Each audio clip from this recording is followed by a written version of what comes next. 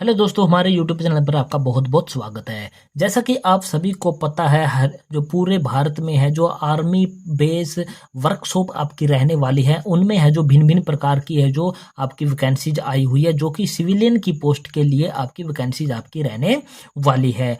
और जो ये आप अपनी स्क्रीन पर कटिंग देख पा रहे हो, इस कटिंग को देखकर आपने एप्लीकेशन फॉर्म को बिल्कुल भी फिल नहीं करना है, क्योंकि इसमें है जो बहुत सारी जानकारियां हैं जो आपकी है जो नहीं छपी होती हैं। इस वीडियो के डिस्क्रिप्शन बॉक्स में आपको है जो इस भर्ती से संबंधित ऑफिशियल नोटिफिकेशन है जो आपको मिल जाएगा। उस नोटिफिकेशन को आपने डाउनलोड करके पहले पढ़ लेना। पढ़ने के बाद ही आपने डिसाइड करना है कि आप किस वर्कशॉप में या फिर कौन सी पोस्ट के लिए आप अपना एप्लीकेशन फॉर्म है जो अप्लाई करने वाले हैं। तो आज हम इस वीडियो के माध्यम से आपको है जो 507 army base workshop EME POESD machinery जो आपका है जो वेस्ट बंगाल का आपका रहने वाला है, उसका ऑफलाइन एप्लीकेशन फॉर्म है जो आपको पूरा का पूरा है जो पूरी प्रोसेस के साथ है जो फिल करके आपको दिखाने वाले हैं। जैसे कि आप अपनी स्क्रीन पर देख पा रहे हो, ये एक एप्लीकेशन फॉर्म आपका रहने वाला है। और यहाँ पर आपको सबसे पहले क्या करना, जो एडवर्टाइजमेंट आप नंबर है जो आपका होता है, वो आपने एडवर्टाइजमेंट नंबर आपने यहाँ पर लिखना होता है। ये पूरा का पूरा आप है जो हमारा लिखा हुआ कॉपी कर सकते हो, लेकिन हम इस एप्लीकेशन फॉर्म जो आपको ये वीडियो बना रहे हैं, इसमें हम आपको बता देंगे कि ये वाला एडवर्टाइजमेंट नंबर आपको कहाँ पर लिखा हुआ मिलेगा और कहाँ से आपने देखकर लिखना है। इसके बाद आपने यहाँ पर क्या अपनी फोटो को चिपका देना है। इस पर बिल्कुल भी नहीं लिखा कि आपने सेल्फ टेस्टेड करनी है ये फोटो या फिर नहीं करनी है। आप चाहें तो आप इसको सेल्फ टेस्टेड कर सकते हो। हमने इसको है जो सेल्फ टेस्टेड कर दिया है, लेकिन जो 2 एक्स्ट्रा फोटो इन्होंने मांगी है, उनमें इन्होंने स्पेशल लिखा कि वो सेल्फ टेस्टेड आपने इसमें साथ में लगा देनी होगी। तो ये आपका है जो एप्लीकेशन फॉर्म है जो शुरू हो जाता है। और यहाँ पर आपका जो पहला कॉलम आपका रहने वाला है नंबर 1 पर, इस पर आपने पोस्ट का नाम लिखना कि किस पोस्ट के लिए ये एप्लीकेशन फॉर्म आप अप्लाई करने वाले हो। तो इसमें आप वेस्ट बंगाल की जो आर्मी बेस वर्कशॉप है, उसमें हम ट्रेड्समैन मेट की पोस्ट के लिए है जो ये एप्लीकेशन फॉर्म आपको फिल करके दिखाने वाले हैं। इसके अलावा जो भी पोस्टें निकली हुई है, उन सभी का प्रोसेस है जो आपका सेम रहने वाला है। ये हमने पोस्ट लिख दिया। उसके बाद आपने यूनिट लिखनी है। यूनिट आपकी रहने वाली होती है ये वाली, जो कि आपकी 507 से लेकर के आपकी है जो यहाँ पर है जो EMI तक, यहाँ पर ये वाली है जो आपकी आर्मी, ये यहाँ तक का कोमा तक का है जो इसमें आप डिटेल लिख सकते हो। चाहे तो अगर आपके पास स्पेस है तो यहाँ से लेकर के वेस्ट बंगाल तक भी आप इसको है जो पूरा का पूरा लिख सकते हो। अगर आपके पास यहाँ पर अवेलेबल स्पेस ज़्यादा रहता है तो आप इसको पूरा भी लिख सकते हो। सिर्फ पिन कोड और कमांडेंट को आपने छोड़ देना। इसके बाद जितना भी बीच का मैटर आपका रहता है, ये पूरा आपका एक यूनिट को ही इंडिकेट करने वाला होता है। तो आपने इसको पूरा का पूरा यहाँ पर है जो लिख देना होता है। इसके बाद वैसे पूरा नाम लिखो तो यहाँ से लेकर के यहाँ तक भी आप लिख दोगे तो भी समझ में आ जाएगा कि ये कौन सी वर्कशॉप के या कौन सी यूनिट में एप्लीकेशन फॉर्म है जो अप्लाई करने वाला है। पॉइंट नंबर 2 आपको दिखाई देने वाला होगा, यहाँ पर आपको नेम ऑफ द कैंडिडेट है। अपने जितना हो सके इस एप्लीकेशन फॉर्म को अपने बड़े अक्षरों में भरने की कोशिश करनी है, ताकि आपका एप्लीकेशन फॉर्म है वो बड़े ही आसानी से वहाँ पर क्या है एक्सेप्ट हो जाए। तो अपने दूसरे जो कॉलम आपका दूसरे वाला पॉइंट है, वो अपना कैंडिडेट का नाम बड़े अक्षरों में लिख देना। पॉइंट नंबर 3 का ए में आपने फादर या हस्बैंड का नाम लिख देना। पॉइंट नंबर बी में आपने है जो अपनी मदर का नाम है जो आपने कैपिटल लेटर में ही आपने इनको सबको है क्या है लिख देना है। इसके बाद थोड़ा सा ऊपर करके हम दिखा देते हैं कि आगे के इसके कॉलम क्या रहने वाले हैं और क्या क्या उनमें आपने है जो फिल करना होता है। पॉइंट नंबर 4 आपको दिखाई देने वाला होगा डेट ऑफ बर्थ। तो अपनी डेट, उसके बाद मंथ और उसके बाद ईयर आपने लिख देनी, यानी कि अपनी जन्म तिथि को आपने इस कॉलम में है जो आपने लिख देना है। इसके बाद पॉइंट नंबर 5 आपको दिखाना as on last date of the receipt, यानी कि इस एप्लीकेशन फॉर्म को रिसिप्ट करने की या प्राप्त करने की जो इसकी लास्ट डेट है जो 17 जनवरी 2025 आपकी रहने वाली है। तो आपने ऊपर क्या लिखना, 17 जनवरी 2025 ऊपर लिख देना है। और उसके नीचे अपनी जन्म तिथि जो भी आपने लिखी है, डेट ऑफ बर्थ लिखी है, वो आपने उसके नीचे लिखनी है। यानी कि लास्ट डेट में से आपने अपनी जन्म तिथि को है जो डेट ऑफ बर्थ को है जो माइनस कर देना, घटा देना है। तो उसके बाद आपके हैं जो ईयर, मंथ और आपके डे है जो निकल कर आ जाएंगे और वो आपने यहाँ पर है जो फिल कर देने होंगे। इसके बाद पॉइंट नंबर 6 है आपका जो नेशनलिटी, यानी कि आपकी राष्ट्रीयता क्या रहने वाली है। जितने भी हम भारत में रहने वाले नागरिक हैं, हमारी सबकी राष्ट्रीयता या नेशनलिटी हमारी इंडियन रहने वाली है। तो आप किसी भी स्टेट के रहने वाले हैं तो आपने यहाँ पर इंडियन लिख देना है। इसके बाद पॉइंट नंबर 7 आपका रहने वाला है रिलीजन। रिलीजन होता है आपका धर्म, आप किस धर्म से संबंधित है, आप हिंदू हैं, मुस्लिम हैं, सिख हैं, ईसाई हैं या फिर जैन हैं, क्या है, जो भी आपका धर्म रहने वाला है वो आपने यहाँ पर अपना धर्म का नाम है जो आपने यहाँ पर लिख देना है। पॉइंट नंबर 8 और पॉइंट नंबर 9 में है जो बहुत सारे कैंडिडेट क्या होते हैं, कंफ्यूज होते हैं। ये आपका कॉरस्पॉन्डेंस एड्रेस और आपका परमानेंट एड्रेस क्या चीज होती है वो हम आपको बता देते हैं। परमानेंट एड्रेस आपका वो होता है जहां पर आप स्थायी रूप से रहते हो, जहां पर आपका रहने वाला मकान बना हुआ है, आप हमेशा से वहीं रहते हो, वो आपका होता है परमानेंट एड्रेस। और कॉरस्पॉन्डेंस एड्रेस वो होता है, मान लीजिए आप किसी भी काम के सिलसिले में या फिर अपनी जॉब के सिलसिले में कहीं दूसरे एड्रेस पर रह रहे हैं, आपके परमानेंट एड्रेस से यानी कि आपके होम एड्रेस से दूसरे एड्रेस पर रह रहे हैं और उसी एड्रेस पर आप है जो इस एप्लीकेशन फॉर्म का एडमिट कार्ड प्राप्त करना चाहते हो या फिर कोई भी इससे संबंधित लेटर आपको भेजा जाता है तो आप उसी एड्रेस पर प्राप्त करना चाहते हो जहां पर अभी आप जॉब वगैरह कर रहे हो या फिर आप जहां पर भी रह रहे हो, तो वो आपका कॉरस्पॉन्डेंस एड्रेस है जो बोला जाता है। तो अगर आपका कॉरस्पॉन्डेंस एड्रेस और परमानेंट एड्रेस, अगर आप एक ही जगह पर रहते हो, दूसरी जगह पर नहीं रहते हो, तो आप इन दोनों एड्रेस को क्या है सेम टू सेम लिख सकते हो। आपका नाम, अपने फादर या हस्बैंड का नाम, उसके बाद अपना विलेज शहर का नाम, उसके बाद अपनी डिस्ट्रिक्ट, उसके बाद पिन कोड, आपका स्टेट, आपका मोबाइल नंबर और आपका ईमेल आईडी, ये वाली चीजें, और इसमें भी सेम टू सेम यही चीजें आपने है जो फिल करनी होती है। तो ये आपका पॉइंट नंबर 8 और पॉइंट नंबर 9 है जो आपका यहाँ पर क्लियर हो जाता है। उसके बाद आपको यहाँ पर दिखाई देने वाला होगा पॉइंट नंबर 10। पॉइंट नंबर 10 आपका क्या कहता है कि आपकी कैटेगरी कौन सी रहने वाली है, यानी कि आपका जो किस कैटेगरी से हैं जो इस एप्लीकेशन फॉर्म को आप फिल करने वाले हो। आप अपनी कैटेगरी के ऊपर क्या है छोटा सा यहाँ पर क्या है टिक मार्क लगा दोगे। टिक मार्क लगाने के साथ वही कैटेगरी आपने यहाँ पर लिख भी देनी है कि आप जर्नल से अप्लाई कर रहे हो, ST से, SC से, OBC से, EWS से, किस कैटेगरी से आप इस एप्लीकेशन फॉर्म को भरना चाहते हो या आपकी कौन सी है जो कैटेगरी रहने वाली है वो आपने यहाँ पर है जो इंडिकेट कर देनी है। ये आपकी शॉर्ट फॉर्म रहने वाली है और इसकी बड़ी पोस्ट फॉर्म है जो यहाँ पर आपको दिखाई देने वाली है। जैसे UR का मतलब होता है अनरिजर्व्ड, SC का मतलब होता है शेड्यूल कास्ट, ST का मतलब होता है शेड्यूल ट्राइब, OBC का अदर बैकवर्ड क्लास है। तो ये फुल फॉर्म भी इन्होंने यहाँ पर जो आपको करवा रखी है, प्रोवाइड करवा रखी है। इसके बाद पॉइंट नंबर 11 आपका रहने वाला है, अगर आप हैंडीकैप्ड कोटे से इस एप्लीकेशन फॉर्म को फिल कर रहे हो तो आपने यहाँ पर यस लिखना है, यानी कि अगर आप फिजिकली हैंडीकैप्ड हैं तो आपने यस लिखना है। यस लिखने के बाद आपकी टाइप ऑफ डिसेबिलिटी, यानी कि आप हैंडीकैप्ड हैं जो किस प्रकार की डिसेबिलिटी आपकी रहने वाली है, इनमें से आपकी कौन सी डिसेबिलिटी है उसका नाम लिखना है और इनमें आपकी कितनी परसेंटेज आपकी बनती है डिसेबिलिटी की, वो परसेंटेज आपने लिखनी है। अगर आप यहाँ पर यस करते हो, ये चीज़ें भरते हो, तो आपने CMO या फिर civil surgeon of government hospital द्वारा जो सर्टिफिकेट आपका बना हुआ डिसेबिलिटी सर्टिफिकेट, उसकी अपने सेल्फ टेस्टेड कॉपी भी इस एप्लीकेशन फॉर्म के साथ में आपने क्या है लगा देनी होगी। जैसे कि ये छोटी फॉर्म में आपको लिखे हुए, इनकी भी आपको यहाँ पर फुल फॉर्म है जो एब्रीवेशन है जो आपको यहाँ पर दिखे दी है। जैसे कि B का मतलब होता है यहाँ पर ब्लाइंडनेस, इसके बाद LV का मतलब होता है यहाँ पर लो विजन। इसी प्रकार से इन सभी के मतलब आपको यहाँ पर है जो समझाए गए हैं। तो ये आपका पॉइंट पेज नंबर 1 है जो क्लियर हो जाता है। इसके बाद आ जाता है आपका इस एप्लीकेशन फॉर्म का पेज नंबर 2, और पेज नंबर 2 की शुरुआत है जो आपके है जो पॉइंट नंबर 12 से शुरू होती है। और ये पॉइंट नंबर 12 है जो उन कैंडिडेट को भरना होता है जिन्होंने पहले कहीं ना कहीं जॉब कर रखी होती है, जिन्होंने आर्मी, नेवी या एयरफोर्स में किसी ना किसी भी रूप में जॉब की हुई है, तो वो क्या कहलाते हैं, एक्स सर्विसमैन है जो कहलाते हैं। और उनको है जो अपनी जॉब कितने दिनों की है, कितने साल की, कितने महीने की और कितने दिनों की है, तो वो अपने वहाँ पर यहाँ पर डिटेल है जो पूरी देनी होती है। कब उन्होंने डेट जो है ज्वाइन की थी नौकरी और कब उन्होंने रिटायरमेंट ली है, वो दोनों डेटें भी उनको है जो इंडिकेट करने वाली होती है। अगर आप बिल्कुल फ्रेश कैंडिडेट हैं तो आपने पॉइंट नंबर 12 में कुछ भी नहीं फिल करना, डैश लगा के इस प्रकार से खाली छोड़ देना है।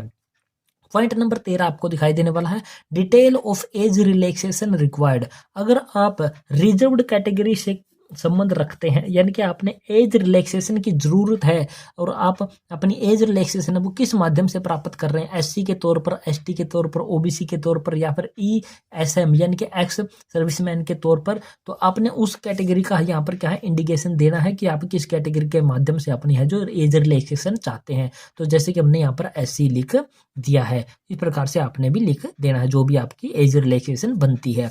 पॉइंट नंबर 14 आपको दिखाई देने वाला क्वालिफिकेशन, यानी कि एजुकेशन एजुकेशन आपकी कितनी है, पढ़ाई लिखाई आपने कितनी की है, आपकी पोस्ट के अनुसार ही आपने ये क्वालिफिकेशन है जो आपने दर्शानी है।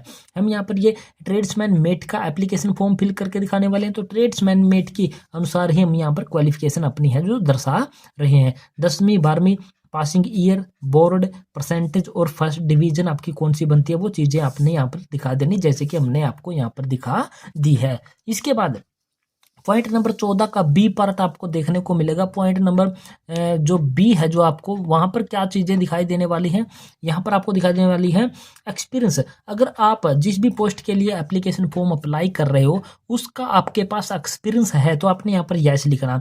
यस लिखोगे तो आपने का वो एक्सपीरियंस कहाँ से प्राप्त किया है, कहाँ से, कौन से ऑर्गेनाइजेशन से, संगठन से प्राप्त किया, उसका नाम लिख देना है। वो आपका जो है गवर्नमेंट है या फिर प्राइवेट है, जो जहाँ भी संस्थान में काम किया है उसका नाम लिखना है। आपकी पोस्ट कौन सी रहने वाली थी, पोस्ट का नाम लिख देना, कब आपने ज्वाइन किया और कब आपने उस जॉब को छोड़ा, यानी कि कब से कब तक आपने वो नौकरी की है, उसकी डिटेल आपने यहाँ पर फिल कर देनी होती है। अगर आप बिल्कुल फ्रेश कैंडिडेट हैं तो आपने यहाँ पर नो लिख देना और इस प्रकार से टेढ़े टेढ़े लाइन लगा के आपने इसको खाली छोड़ देना है। इसके बाद आपको यहाँ पर देखने को मिल रहा होगा पॉइंट नंबर जो आपका रहने वाला है 15। पॉइंट नंबर 15 है जो लिस्ट ऑफ इनक्लोजर, यानी कि इस एप्लीकेशन फॉर्म के साथ आप किस किस की कॉपी लगा रहे हो उनकी लिस्ट आपने यहाँ पर तैयार करनी है। 10वीं की डीएमसी लगा रहे हैं, 12वीं की लगा रहे हैं, आधार कार्ड की लगा रहे हैं, रेजिडेंस सर्टिफिकेट की लगा रहे हैं और कास्ट सर्टिफिकेट की हम यहाँ पर सेल्फ अटेस्टेड कॉपी है जो लगा रहे हैं। तो हमने ये सारी की सारी चीज़ें हमने यहाँ पर लिख दी है। अगर इसके अलावा भी और कोई आपका डॉक्यूमेंट बनता है तो आपने उनकी है जो लिस्ट यहाँ से बना लेनी है, इसके आगे ही शुरू करके उनकी लिस्ट भी आपने यहाँ पर बना देनी है। तो इस प्रकार से आपका ये पॉइंट नंबर 15 भी क्लियर हो जाता है। इसके बाद आ जाता है आपका पॉइंट नंबर 16। पॉइंट नंबर 16 में क्या करना है, detail of any identity proof, यानी कि आईडी प्रूफ के तौर पर आपने इन चारों में से एक देना बहुत ही जरूरी है, क्योंकि एनी शब्द लिखा, कोई भी एक है जो देना जरूरी है। चाहे तो आप यहाँ पर 2 आईडी प्रूफ भी यहाँ पर दे सकते हो। तो हम यहाँ पर एक दे रहे हैं जो कि आधार कार्ड नंबर दे रहे हैं, तो हम यहाँ पर आधार कार्ड नंबर लिख दिए, बाकी को इस प्रकार से डैश डैश करके खाली छोड़ दिया है। चाहे तो आप Aadhaar card, PAN card, 2 ID proof भी यहाँ पर आप दे सकते हो। इसके बाद थोड़ा सा और ऊपर इसको एप्लीकेशन फॉर्म को लेके चलते हैं और यहाँ पर आपको दिखाई देने वाला है डिक्लेरेशन, आपको यहाँ पर दिखाई देने वाला होगा। इस डिक्लेरेशन को पढ़ने के बाद आपने यहाँ पर हमने सिग्नेचर कर देने हैं। जहाँ पर से इस एप्लीकेशन फॉर्म को फिल कर रहे हो तो उस जगह का नाम, यहाँ पर जहाँ के आप रहने वाले हो उसको जगह का नाम लिख देना, यहाँ पर अपनी डेट लिख देनी जिस भी दिन ये एप्लीकेशन फॉर्म है जो आप भर रहे हो। इसके बाद आपको यहाँ पर कुछ नोट दिखाई देने वाले हैं और नोट के बाद यहाँ पर कुछ इंडिकेट दिया है, one self addressed involve duly fixed with 5 rupees, यानी कि आपने इस एप्लीकेशन फॉर्म के साथ में आपने एक आपका अपना पता लिखा हुआ, यानी कि आपका एड्रेस लिखा हुआ एक लिफाफा आपने इसमें साथ में भेजना एप्लीकेशन फॉर्म में, और उस पर आपने 5 रुपए की पोस्टल स्टैंप यानी कि आपने डाक घर की टिकट आपने इसमें लगा देनी है। इसके बाद सेल्फ अटेस्टेड कॉपी आप कितनी इस एप्लीकेशन फॉर्म के साथ लगा रहे हो, तो हम इसके साथ क्या लगा रहे हैं, 5 सेल्फ अटेस्टेड कॉपी लगा रहे हैं, जो कि हमारी होगी 10th 12th, उसके बाद हमारा आधार कार्ड, रेजिडेंस सर्टिफिकेट और हमारा जो कास्ट सर्टिफिकेट, यानी कि हमारी 5 कॉपी हो जाती हैं। 5 की हमने यहाँ पर 5 लिख दिया है। अगर आपकी 6 कॉपी बनती है तो 6 लिख देना, 4 बनती है तो 4 यहाँ पर आपने लिख देना है। इसके बाद आपने क्या करना, 2 सेल्फ अटेस्टेड फोटोग्राफ्स, यानी कि जो आपने इस एप्लीकेशन फॉर्म पर जो फोटोग्राफ चिपकाया है उसमें इन्होंने नहीं लिखा है कि आपने वो सेल्फ अटेस्टेड करनी है या फिर नहीं करनी है, लेकिन जो आपने साथ में 2 फोटो आपने एक्स्ट्रा भेजनी है उनको इन्होंने लिखा है 2 सेल्फ अटेस्टेड को फोटोग्राफ, यानी कि उनको आपने क्या है सेल्फ अटेस्टेड करना है और उनके पीछे अपने अपना नाम, अपनी माता या पिता का नाम लिख देना। चाहे तो आप उसमें डेट ऑफ बर्थ भी अपनी है जो लिख सकते हो। उनको अपने फोटो को दोनों फोटो को आपने चिपकाना नहीं है, उनको अपने स्टेपल की सहायता से पहले पेज पर आपने स्टेपल कर देना। किस प्रकार से करना है वो भी हम अभी आपको बता देते हैं। इसके बाद आपका आ जाता है एडमिट कार्ड। ये आपका 2 पेज का आपका एप्लीकेशन फॉर्म था। इसके बाद तीसरा पेज है जो आपका एडमिट कार्ड का रहने वाला है, जो कि आपका इस प्रकार से आपको देखने को मिलेगा। ये जो आपका है एक्नॉलेजमेंट है जो, और ये आपका एडमिट कार्ड इसी को है जो बोला जाता है। तो ये आपका इस प्रकार से रहने वाला। इसको आपने किस प्रकार से फिल करना वो बता देते हैं। पहले कॉलम में आपने अपना ट्रेड का नाम लिखना, जिस भी पोस्ट के लिए आप अप्लाई करने वाले हो। दूसरे में अपने जिस भी यूनिट में हम ये कहाँ का भर रहे हैं, ये हमारा है जो बेंगलोर वाली यूनिट का है, तो हम यहाँ पर है है जो 505 जो है आर्मी बेस, इस प्रकार से हमारी जो पहले पेज पे हमने करके दिखाया था वही इस प्रकार से यूनिट का नाम आपने यहाँ पर लिख देना।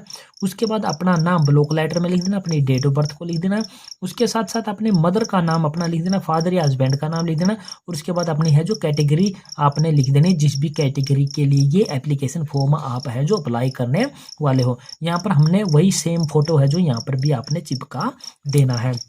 इसके बाद इसको थोड़ा सा ऊपर करके लेके चलते हैं और यहाँ पर आपको देखने को मिल रहा होगा पॉइंट नंबर 8। पॉइंट नंबर 8 आपका क्या कहता है, कोरस्पोंडेंस एड्रेस। कोरस्पोंडेंस एड्रेस का मतलब है कि जिस एड्रेस पर आपका ये एडमिट कार्ड है जो वर्कशॉप की तरफ से भेजा जाएगा, आर्मी बेस वर्कशॉप की तरफ से भेजा जाएगा, वो कोरस्पोंडेंस एड्रेस आपने यहाँ पर लिख देना। अगर आपका परमानेंट और कोरस्पोंडेंस एड्रेस सेम ही है तो आपने वही सेम टू सेम आपने यहाँ पर भी लिख देना जो कि पहले नंबर पेज पर आपने लिखा था। अपना विलेज, स्टेट, हाउस नंबर आपने लिख देना, पोस्ट ऑफिस का नाम लिख देना, अपनी तहसील, अपना डिस्ट्रिक्ट, अपना स्टेट, अपना पिन कोड आपने यहाँ पर डाल देना। पॉइंट नंबर 9 में अपना मोबाइल नंबर और अपनी ईमेल आईडी आपको अपने डाल देनी है। पॉइंट नंबर 9 तक के कॉलम आपने खुद कैंडिडेट ने फिल करने हैं। पॉइंट नंबर 10 और 11 आपने बिल्कुल भी फिल नहीं करना है, इसमें आपने पेन भी नहीं चलाना है। क्यों? क्योंकि ये फॉर ऑफिस यूज ओनली है, ये उन ऑफिसरों के द्वारा भरा जाएगा जो भी आपका उस वर्कशॉप में, उस आर्मी बेस वर्कशॉप में काम करने वाले कर्मचारी अधिकारी हैं, वो इस एप्लीकेशन फॉर्म को फिल करेंगे, इस एडमिट कार्ड को फिल करेंगे और उसके बाद है जो आपको है जो आप स्वयं लिखा हुआ पता, सेल्फ एड्रेस्ड लिफाफा जो आप भेजोगे उसी में ये एडमिट कार्ड है जो आपको वापस भेजा जाएगा। यहाँ पर वहाँ की स्टैंप या फिर मोहर, सिग्नेचर मिलेंगे, डेट मिलेंगे, और उसके बाद आपको यहाँ पर कुछ ना कुछ इंस्ट्रक्शन वगैरह है जो आपको देखने को मिल रही होगी। नीचे आप यहाँ पर दिखाई दे रहा है, यहाँ पर कुछ नोट करके इंस्ट्रक्शन आपको दिखाई देने वाली है। पहले पेज पर हमने कहा था कि एडवर्टाइजमेंट नंबर आपने कहाँ से देख कर लिखना है। ये जो कोने में आपको यहाँ पर दिखाई देने वाला है ये वाला, यही इसका है जो एडवर्टाइजमेंट नंबर है जो आपका रहने वाला है। हमारी नॉलेज के अनुसार यही इसका एडमिट जो एडवर्टाइजमेंट नंबर आपका रहने वाला है। अगर आपको इसके बारे में कुछ और जानकारी है कि ये वाला नहीं है कुछ और है तो वह कहाँ से मिलेगा और कैसे लिखना है वो आप है जो कमेंट बॉक्स में कमेंट करके बता सकते हो कि अगर ये वाला ये वाला है जो आपका एडवर्टाइजमेंट नंबर आपका नहीं रहने वाला है तो हमें आप क्या है कमेंट कर सकते हो। तो ये 3 पेज का एप्लीकेशन फॉर्म आपका है क्या है कंप्लीट हो चुका है। ये वाला है जो आपका एडमिट कार्ड वाला पेज हो जाता है और ये वाला आपका दूसरा पेज हो जाता है और ये वाला है जो आपका पहला पेज आपका हो जाता है इस एप्लीकेशन फॉर्म का।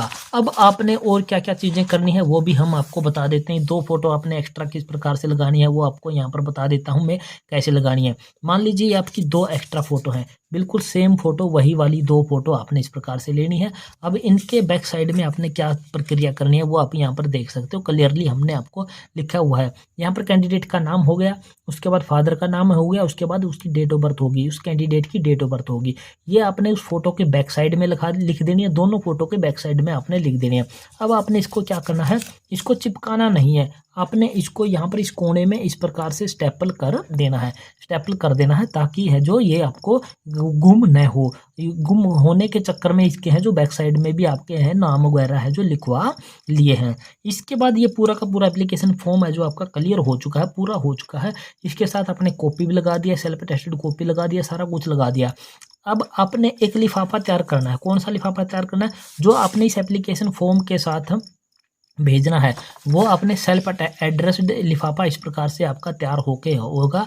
यानी कि आप बुक सेलर के पास जाओगे तो आपको ये लिफाफे हैं जो देखने को मिल जाएंगे और उसके ऊपर आपने क्या लिखना है, जो लिफाफा आपने अपना पता लिखा हुआ भेजना वो यहाँ पर इस प्रकार से लिखना है। टू के बाद अपना नाम, अपना फादर का नाम, अपना विलेज या टाउन शहर का नाम, उसके बाद अपनी डिस्ट्रिक्ट का नाम, उसके बाद स्टेट का नाम, उसके बाद अपना जो पिन कोड आपका रहने वाला, ये पिन कोड आपने बड़े ही सावधानी से भरना है। इसी पिन कोड की मदद से है जो आपको एडमिट कार्ड है जो प्राप्त होने वाला।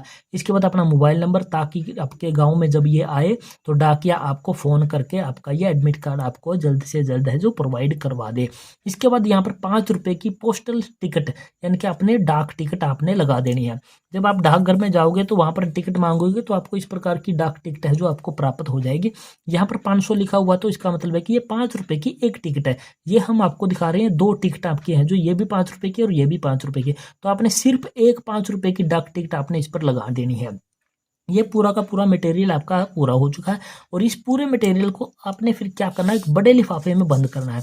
और वो बड़ा लिफाफा किस प्रकार से फिल करना, किस प्रकार से भरना, वो भी हम आपको यहाँ पर क्लियर कर देते हैं। ये वाला आपका आ गया बड़ा लिफाफा, जिसमें ये पूरा का पूरा एप्लीकेशन फॉर्म है जो आपका बंद होके डाक घर के माध्यम से आपके पास है जो पहुंचेगा। तो ऊपर आपको यहाँ पर लिखने को मिलेगा application for the post of. जिस भी पोस्ट के लिए आप एप्लीकेशन फॉर्म अप्लाई करने वाले हो उस पोस्ट का नाम आपने यहाँ पर लिख देना। उसके बाद एंड के बाद आपको देखने को मिलेगा कैटेगरी। आप किस कैटेगरी के लिए अप्लाई करने वाले हो या किस कैटेगरी से संबंध रखते हो, एसटी, एससी, ओबीसी, यूआर या फिर ईएसएम या सर्विसमैन है, तो आपने उस कैटेगरी का नाम आपने यहाँ पर लिख देना है। इसके बाद यहाँ पर आपको दिखाई देने वाला होगा फ्रॉम का मतलब होता है कि इसको भेजने वाला कौन है या कहाँ से ये एप्लीकेशन फॉर्म है जो आ रहा है या ये लेटर आ रहा है। तो यहाँ पर अपना नाम, अपने फादर या हस्बैंड का नाम, उसके बाद अपना विलेज या टाउन का नाम, उसके बाद अपनी डिस्ट्रिक्ट, यहाँ पर अपना स्टेट और यहाँ पर अपना मोबाइल नंबर आपने लिख देना है। ये चीज़ें फिल करने के बाद बिल्कुल लास्ट में जो आपको देखने को मिल रहा है यहाँ पर टू के बाद जो ये एड्रेस है ये आपने बहुत ही ध्यान से फिल करना है। अगर ये आपने गलत कर दिया तो ये एप्लीकेशन फॉर्म आपका टाइम पर और सही जगह पर नहीं पहुंच पाएगा और उसके बाद है जो आपका एडमिट कार्ड भी आपको प्राप्त नहीं होगा। तो ये पूरा का पूरा एड्रेस आपने बड़े ध्यान से फिल करना है।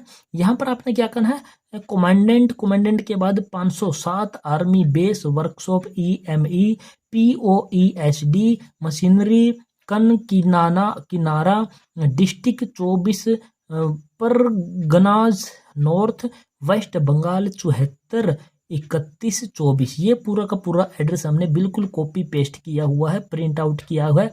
ये सेम टू सेम एड्रेस आपने क्या है अपने हाथ से है जो आपने लिख देना है। बिल्कुल ये सेम कॉपी आपने कर लेना है, इसकी स्क्रीनशॉट ले लेना है ताकि आपको एड्रेस लिखने में किसी प्रकार की कोई भी दिक्कत का सामना न करना पड़े।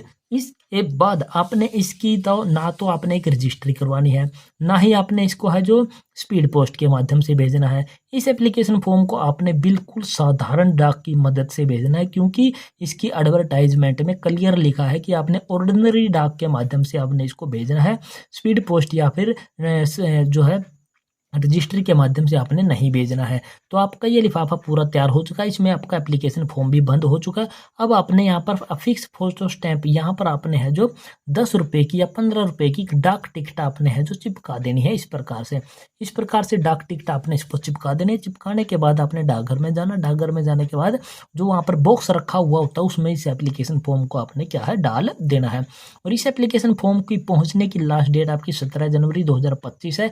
तो आपने कोशिश करनी है कि लास्ट डेट से 10 दिन पहले इस फॉर्म को आप हैं जो डाकघर में डालाएं, ताकि समय पर आपका एप्लीकेशन फॉर्म है जो आपका पहुंच जाए। तो ये पूरी प्रक्रिया आपकी रहने वाली है कि आपने है जो आपकी है जो 507 आर्मी बेस वर्कशॉप EMI जो आपका वेस्ट बंगाल में आपका रहने वाला है, उसका जो ऑफलाइन एप्लीकेशन फॉर्म है किसी भी पोस्ट के लिए आपने किस प्रकार से फिल करना, क्या प्रक्रिया आपकी रहने वाली है, पूरी हमने इस वीडियो के माध्यम से आपको है जो करके दिखा दी है।